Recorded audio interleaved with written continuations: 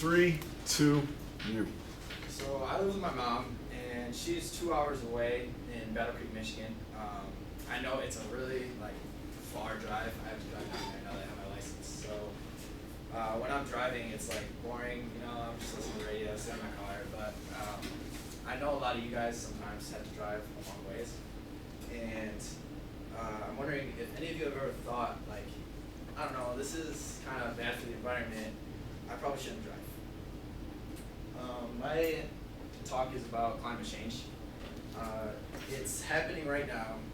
CO2 in the atmosphere is rising, and it's causing the planet to just heat up. It's because of greenhouse. So CO2 is coming out of these factories, cars, cigarettes, anything daily that you see. It's kind of acting like a net, keeping in solar rays that hit the equator. It's really complicated because some of the science behind it is not really proven.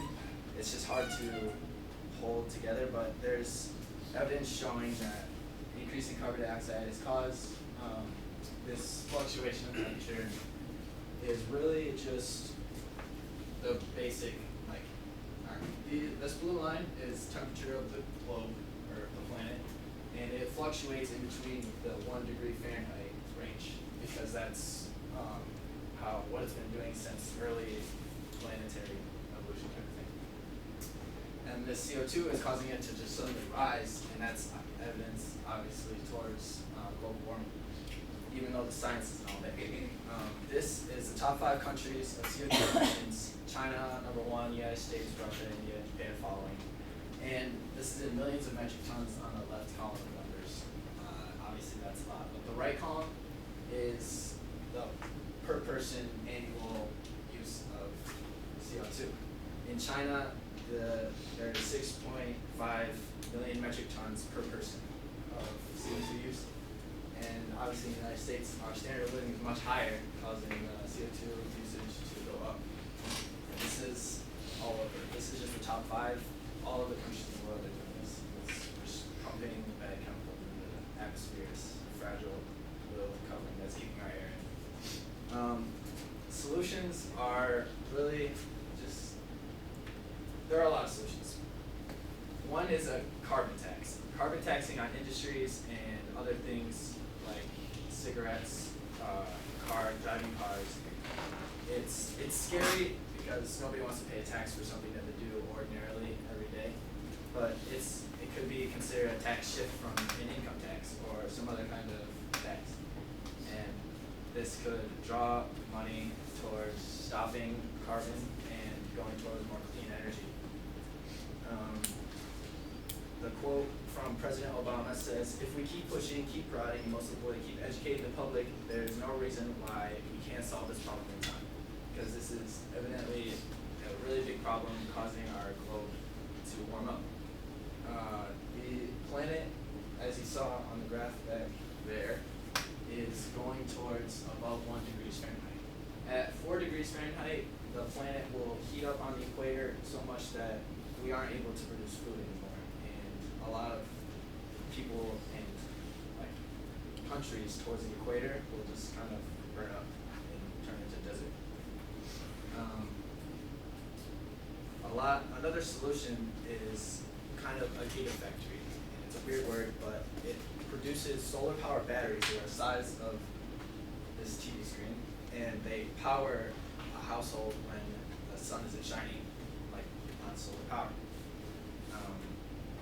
This is clean energy, and it's kind of estimated that 100 of these gigafactories producing batteries that big would keep the world clean of CO2.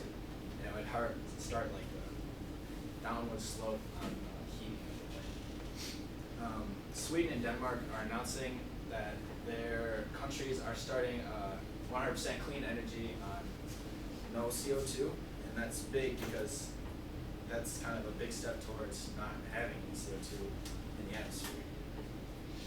Another huge problem is cows. How many people are cow farmers in here? Anybody? They know cows? Well, a lot of people know that cows burn methane, and it goes right into the atmosphere. And methane is actually kind of worse than carbon, because methane is times more effective at keeping in the sun's rays.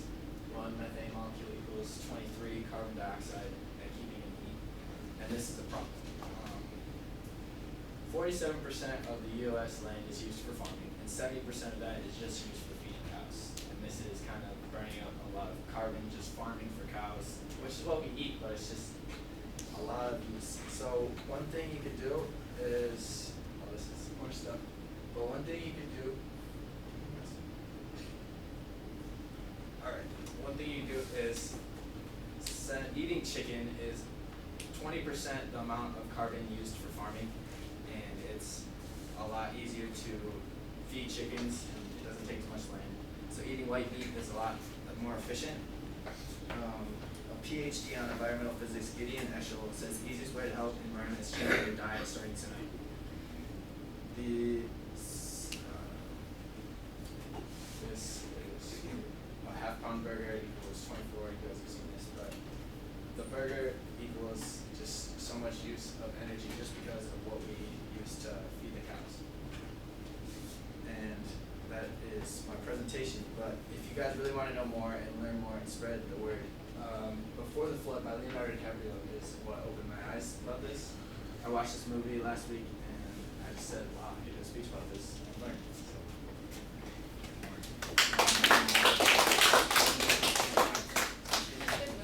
Well done.